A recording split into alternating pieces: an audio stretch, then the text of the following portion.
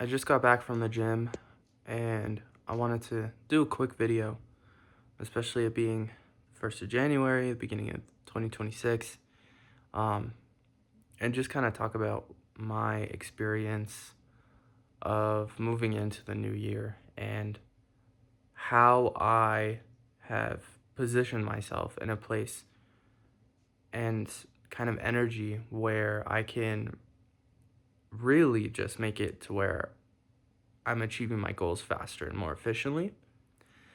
Um, and kind of just essentially being the person that I've been building for my whole life and the person that I aim to be and the person that I want to be based off of everything that I've been through so far and where I'm trying to go, essentially. And really, the basis of what I've done is kind of changed my immediate environment and the house that I live in. And since I live alone, there's not as much, there's really kind of no pushback or anything like that. So, me being able to rearrange kind of furniture or clear some things out, kind of make room, essentially, yeah, make room for the new energy and the new me, and set up an environment that cultivates creativity and allows for a really powerful environment of creation, essentially, and me being able to live the life that I want to live. And so that was one of the ways that I did that. Another way that I did that was just I think that kind of speaks more psychologically, where I changed so much in my immediate environment that I couldn't process it in the moment. And now, any room that I walk into in my house or just my house itself, there's a brand new energy to it. There's just, I I behave differently. And I set it up with the intention that I would behave differently, that I would be a different person, and that I would actually use this environment for my purpose, essentially, or what I'm aiming for. Another way that I kind of put together this new version of me was just consistent, just over and over planning about really where my goals lie and what I'm trying to do, because there's so much new information and so much new ideas that have been flooding my mind for the past month and a half, maybe 2 months. And it has just been like a complete, it's kind of like, I don't even know how to explain it, because it's kind of like a mosaic of just all these good ideas of like where I want to go and what I want to do and how I want to do it. But there's just so many new ideas that are just flying around, and I really had to take the time, even though I've been like kind of thinking about this and planning this for over a month or two. I'm still figuring out, like, adjusting things, ironing out the wrinkles, um, and figuring out how exactly I want to do certain things and how I want it organized. And really, the biggest thing for me is that moving into this new year, there was so much I wanted to do and so much I wanted to accomplish before the new year, but nothing had to be perfect. It just had to be, there just had to be a foundation. And now there is. My immediate environment is kind of part of that foundation. My conceptual analysis of all of these new ideas and creation and where I want to go. And essentially a lot of my aiming of who I want to be in this new year is creating content, creating different forms of content in all of my favorite hobbies, essentially. And now I'm just making it to where there's a structure and there's somewhat of a routine or at least a consistency across the board. And there will probably be more refinements and organizations and whatever moving forward, but it's still coming together. It's still very new and it's still very disorganized, but it's a lot more organized than if I were to just start this 2 months ago. And instead, I'm taking the time to allow all of those, because there's no way I would be able to do this or go through this year without having organized it first, or at least just reflected on it for the very unorganized and kind of overwhelming last 2 months that I've had.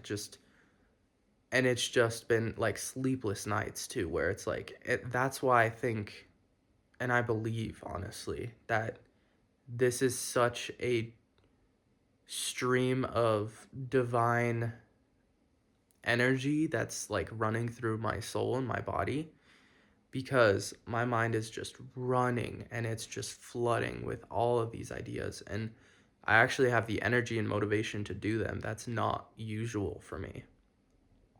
And I have a lot more self-discipline out of nowhere. And because I've never had self-discipline. But also at the end of the day, like a lot of it has to do with shutting the mind off and just doing it. Because if you think about it, especially with my case, like all of these ideas just flooding and flooding and flooding, right? That's all mental energy. There's no emotional energy there. There might be emotional reactions or emotional feelings based off of certain things, but it's not an emotionally based activity or thing that I'm doing. And so shutting off the mind, doing the things that you need to do. And that's another thing, that structure and routine that I have realized is so helpful with. That once you set up a structure and routine for the things that your goals, the things that you're working towards, and not overcommitting yourself to so many different things at once. But also then if you are doing that, setting up a routine and a structure, because psychologically, I mean, human nature, we're routine, habitual creatures. We need that kind of consistency and that habitual nature. Even with kids in school, they need structure in order for them to, they crave structure. If they don't know what's going on, they're going to be anxious and whatever, and they're not going to be doing whatever they need to do in school or whatever. That's just because we're grown up doesn't mean we're any different. Because if you, and that's the same thing as like having decision paralysis, I think is what it's called, or something like that, where you just have so many decisions to make or so many choices, and then you're paralyzed. You can't do it because there's just too much. And it's great. You would think that that would help, that there's so many different options, but it's not helpful. Because we crave consistency and structure and routine and habitual nature, expectation, right? Um, that's comfortable for us. But then, I just kind of stumbled upon this grain of wisdom that I accumulated over the past week. And that's the idea that change is a constant, and that's obvious, but it's kind of more of a, I guess you could say, like a law of the universe, or the law of life, I guess would be better. That change is going to happen. It has to happen. And, if you're not changing, either something comes along to change you, into whatever. It doesn't even matter if you're changing for good or bad, or and that's of course subjective in a lot of ways, but this idea that you are you have to change. There's some way that you have to change. And you can either take control of that change and do it in a way where you're changing yourself into someone you want to be, or someone you're proud of, or someone who has all the things that you excuse me, that you are trying to achieve or trying to succeed at. And the reason I brought that up was because it's interesting. You think about like change and habit and expectation and routine, right? Like this idea of having a daily, nightly routine, whatever. That routine isn't necessarily like changing, right? But when it's a new routine, you're changing. It is a change when it's new. But further down the line, like unless you're changing your routine or changing within your routine, like just for the gym, for example, right? Me going to the gym lately, that's a new routine. Um, what I do at the gym though, that's also changing the routine. So even though the routine itself isn't stopping or the structure isn't going away, there is still change within that structure. But then sometimes, like maybe I grow into a version of having an active lifestyle where I don't need a gym. I don't need a gym because all the things that I do at the gym, I'm doing like hiking or walking my dog or just doing like calisthenics that don't necessarily require equipment. So it's interesting to think about whether or not, you know, but then there's this idea of rest. And if rest is something that you don't normally do, then that's a change, right? But when you're consistently resting and you're just kind of like a bum and you're not doing anything about anything, then, that's you're not changing anything. And it's interesting because it's like, even with active lifestyle, movement in your body, that's change. You're changing through time. And so, I don't know. It's a new piece of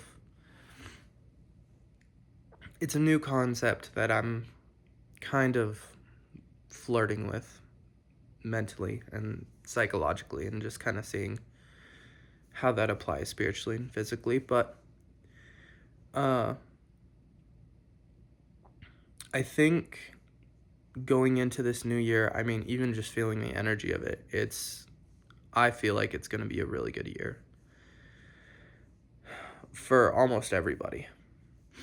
I think that it'll be a universally good year because of the fresh, abundant, like saturated energy, like it's like fertile energy. And then of course you get into all this ideation of like, year of the fire horse in Chinese astrology, or that it's a 1 year in numerology, and that all the outer planets are finally transitioning into a sign that they're going to stay with for at least the next few years, if not decades, in astrology, right? And then in classic astrology, I mean. And then you think about AI being this kind of Wild West thing in 2025 and really picking up gains in almost every area of technological or even corporate innovation and change. And so how that's going to shift the lifestyle of 2026 is crazy to think about. Um, and there are probably countless other things that I'm just not thinking of that you might also be aware of, that where 2026 is a huge year. I think that 2025 was kind of an upheaval year,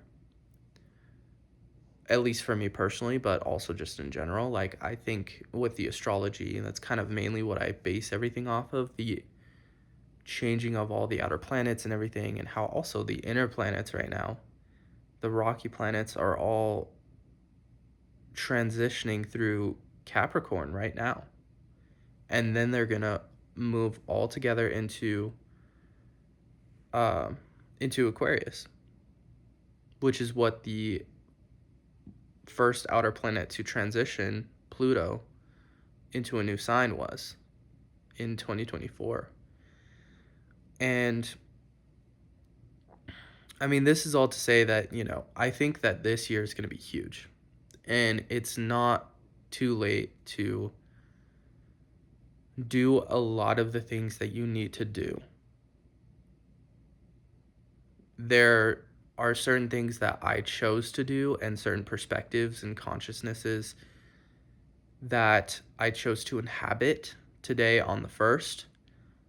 But, you think about it, the first full moon of the year is on January 3rd in Cancer. And then you have the some of the outer planets moving into their new sign in February and April, I think. And then Jupiter, I think that's why I think just the summer is really going to be kind of everything that we have done up until around the solstice, probably, I would say. But really, I guess you could say like June 30th, when Jupiter moves into Leo. There is kind of going to be this, like, once that happens, once the summer hits, it's locked in. Like, everything that we have done and changed and upheavaled and brought into our lives, it's going to kind of be there and stick around for a while. So we're kind of setting up a lot of new cycles, and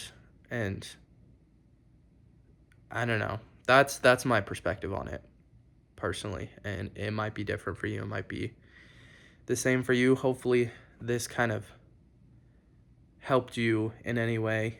That's really kind of the only reason I do this, is just yap about whatever I'm going through, and that hopefully that you can relate to it or learn something from it, or even teach me things about it. So feel free to comment on this video and talk about your experiences, or even just kind of enlighten me to whatever you feel called to talk to me about, or ask me questions about anything. I would love to talk about, specific things in these videos. I want to start getting a lot more serious on just like doing certain series, or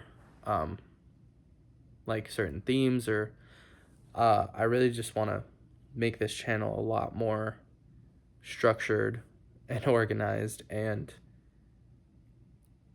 just into this kind of universe, this kind of hub that I've built. So part of that is building the community. So like the video if you liked it, comment below if you have anything to say, and then I'll see you on the next video.